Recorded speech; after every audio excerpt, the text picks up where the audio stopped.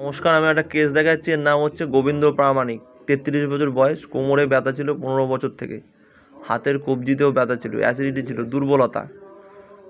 Patient ডিম খেতে পছন্দ করে, ঝাল খেতে পছন্দ করে, পায়খানা সেরকম একটা পরিষ্কার হয় না, ঠিক আছে, ঠান্ডা লেগে যায়, চোট লেগেছিল বিরাট, ঠিক আছে, কোমরে, স্পাইনাল কর্ডে।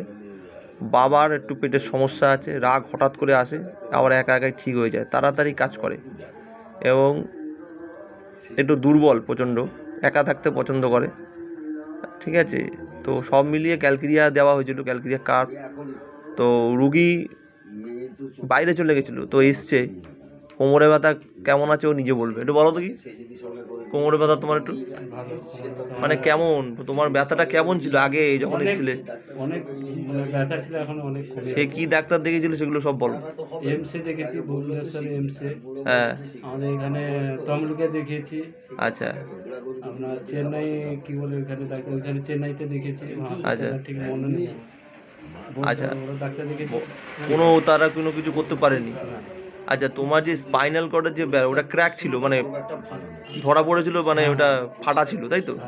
ওটা কি কিসে কীভাবে পড়ে গেছিলে তুমি? ওটা সিঁড়ি থেকে।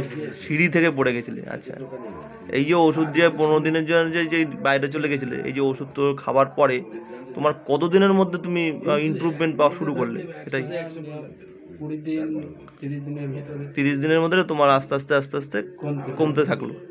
তা এখন পুরো মানে যেইভাবে হতো তার তুলনায় অনেক কম, প্রায় কমের দিকে।